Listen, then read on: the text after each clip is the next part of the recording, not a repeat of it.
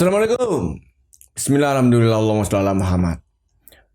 Saya ucapkan selamat Hari Raya Idul Adha 1441 Hijriah buat kawan-kawan yang merayakan.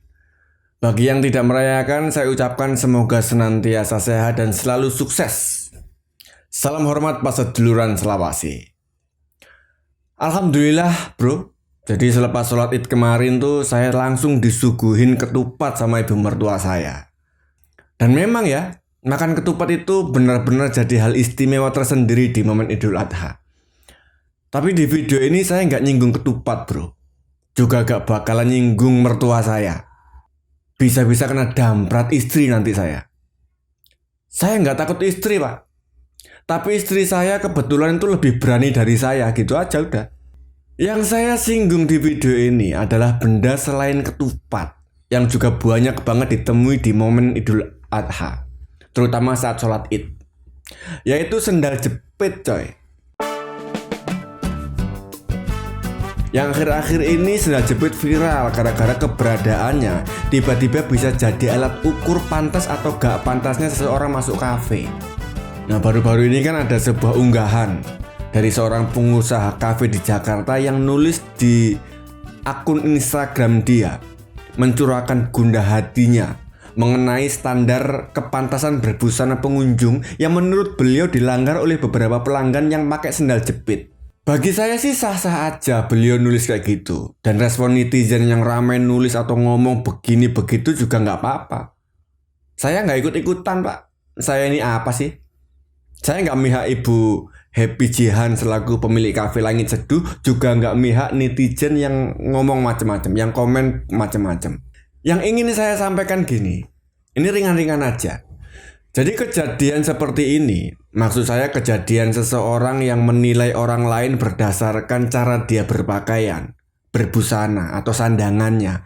Itu nggak sekali ini aja terjadi pak.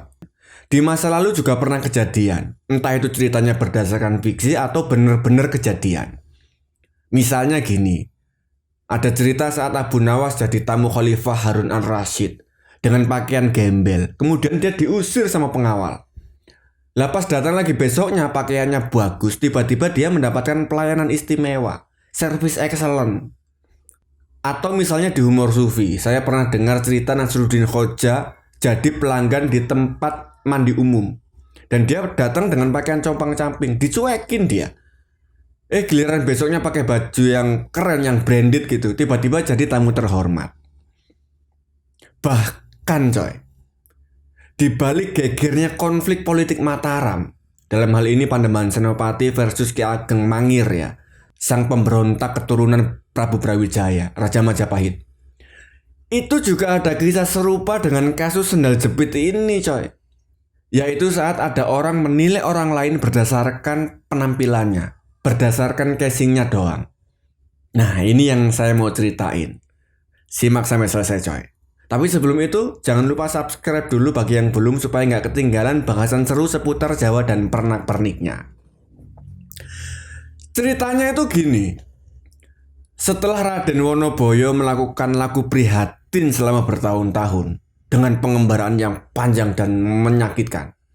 Mulai dari Parangwedang, kemudian lanjut lagi ke Parangkusuma, Kemancingan. Nah di situ dia bertapa selama seminggu di sana. Kemudian lanjut lagi sampai ke Muara Kaliprogo. Di sana dia bertapa selama 60 hari.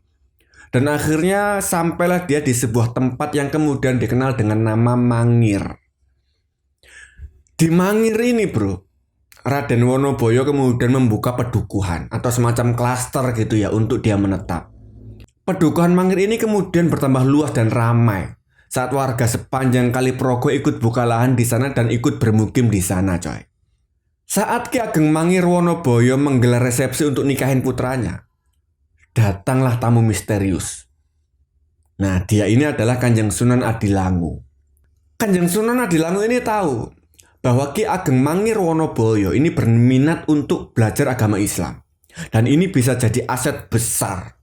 Bisa jadi modal yang penting untuk perjalanan dakwah beliau menyebarkan Islam di tanah Jawa.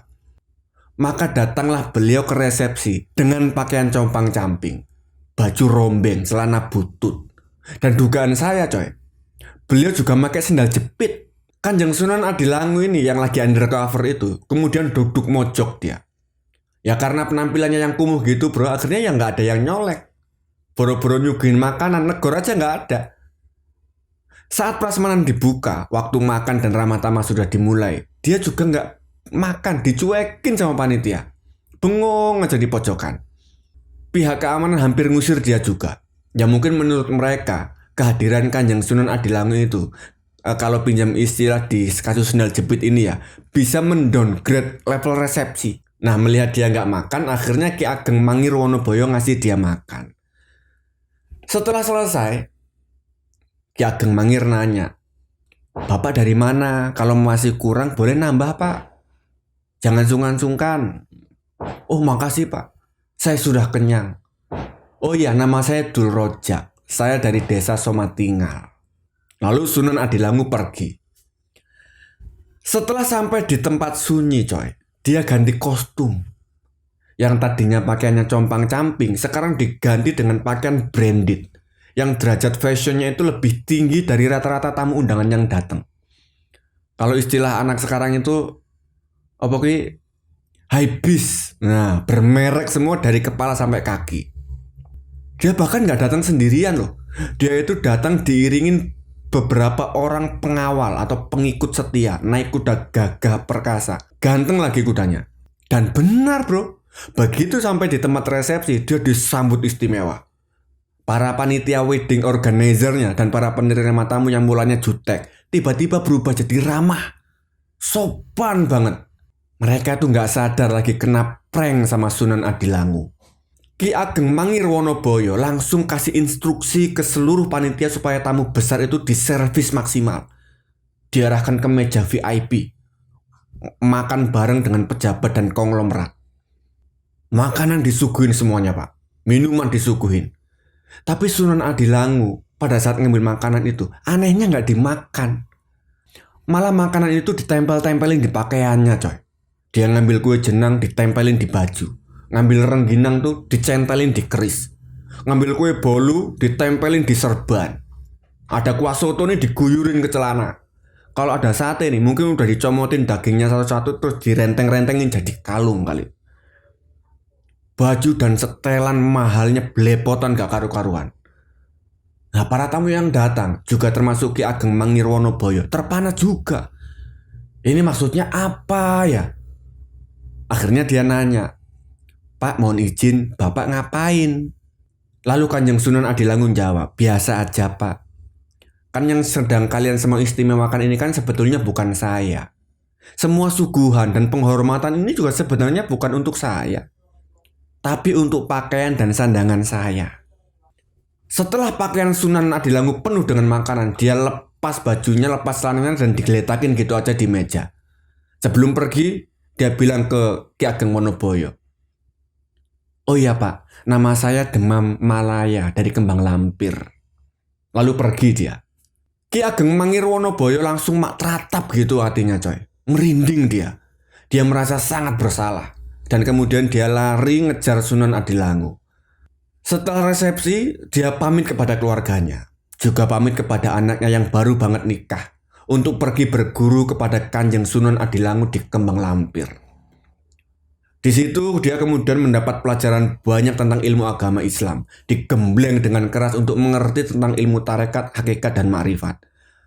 Dia juga mendapatkan pengetahuan mengenai ilmu kesejatian, sangkan paraning dumadi, saat dia diperintahkan suluk oleh Sunan Adilangu di Gua Pelawangan.